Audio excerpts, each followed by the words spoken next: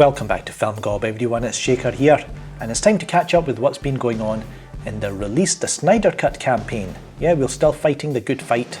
You might have seen us on Twitter, on the YouTubes. But recently, we've been making phone calls to Warner Brothers, trying to maybe get a chance to speak to Walter Hamada, DC Films president.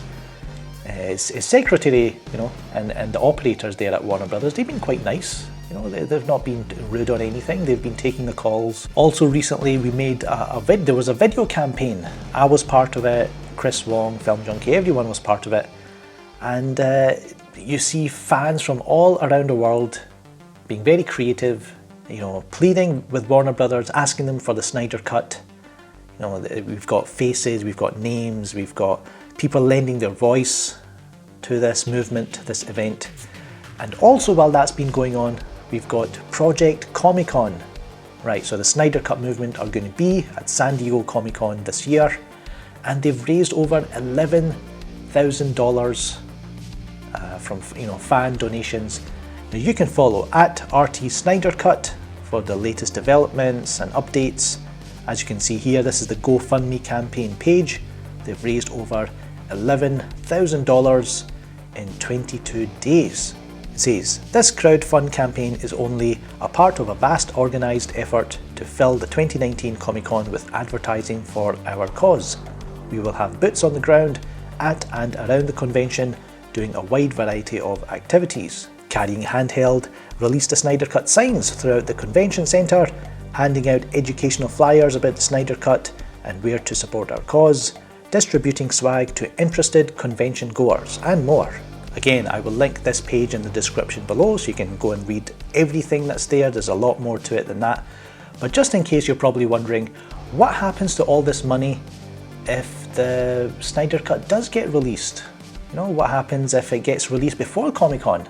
Recent events have raised the question, what if Warner Brothers bites the proverbial bullet and announces their plans to release the Snyder Cut prior to Comic-Con?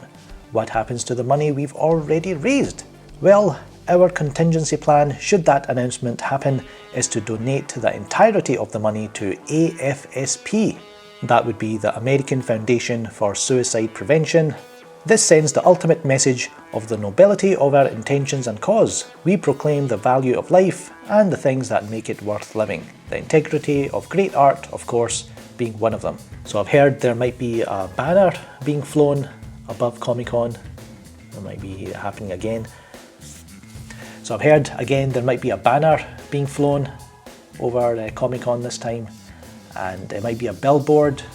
The fans might be paying for a billboard near the Comic-Con location. So all that's happening. Like I say, follow RT Snyder Cut on Twitter for all the latest information.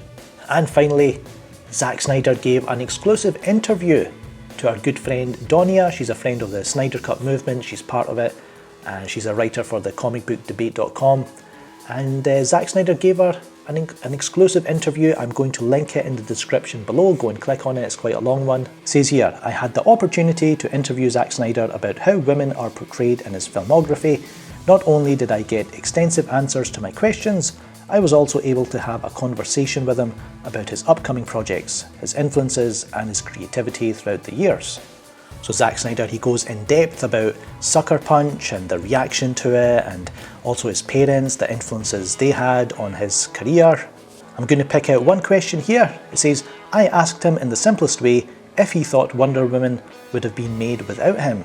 Zack Snyder says, I don't know, he told me laughing. Maybe, maybe not. I just know that Wonder Woman was a unique and amazing opportunity. I'm happy and proud of the work behind the film. I'm happy that it worked out the way it did. She asked him about Amy Adams playing Lois Lane, and Zack Snyder said, Amy actually inspired that opening scene in Batman v Superman. She mentioned journalists who have been in war zones and we went along with it. At the time, it was between her and Zoe Saldana. He starts laughing when I question that decision. They're totally different, but their presence is super strong. He goes on to talk about Army of the Dead, his upcoming movie for Netflix. He goes on to talk about The Fountainhead and how it's a touchy subject with people on both sides, and some interesting quotes there that you'll be able to read and might surprise you. Also, it might surprise those idiots who hate Zack Snyder and put words in his mouth.